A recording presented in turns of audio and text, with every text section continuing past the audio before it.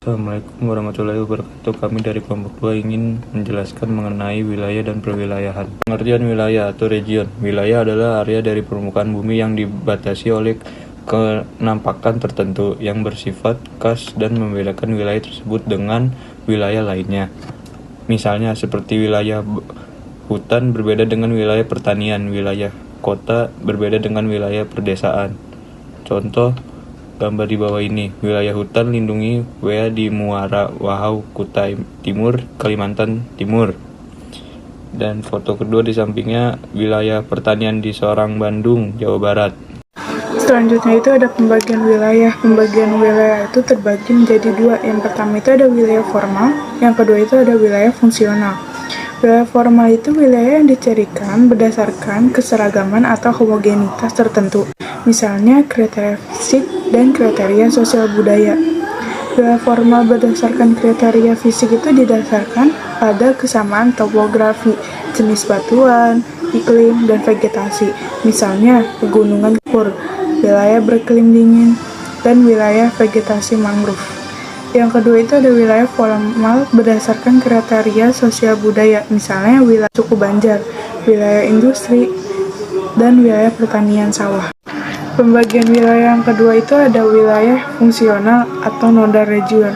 Wilayah fungsional itu apa sih? Wilayah fungsional itu wilayah yang dicirikan dalam kegiatan yang saling berhubungan antara beberapa pusat kegiatan secara fungsional. Misalnya itu seperti wilayah Jabodetabek. Secara fisik memang berbeda, namun secara fungsional saling berhubungan dalam memenuhi kebutuhan hidup setiap wilayah. Perwilayahan atau regionalisasi adalah suatu proses penggolongan wilayah berdasarkan kriteria tertentu. Klasifikasi atau pergolongan wilayah dapat dilakukan secara formal maupun fungsional. Dalam perencanaan pembangunan, pemerintah harus memahami kondisi suatu wilayah karena setiap wilayah memiliki kondisi yang berbeda-beda. Penggolongan wilayah secara garis besar terbagi menjadi 5. 1. Natural region atau wilayah alamiah atau fisik. Berdasarkan ketampakan alami seperti wilayah pertanian dan kehutanan. 2. Single feature region atau wilayah ketampakan tunggal. Berdasarkan pada satu ketampakan seperti wilayah berdasarkan iklim, hewan, atau iklim saja.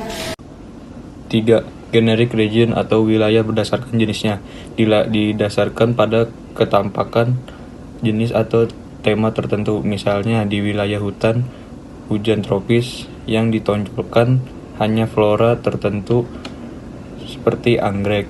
4. Specific region atau wilayah spesifik atau khusus, dicirikan kondisi geografis yang khas dalam hubungannya dengan letak, adat istiadat, budaya, dan kependudukan secara umum. Misalnya wilayah Asia Tenggara, Eropa Timur. 5.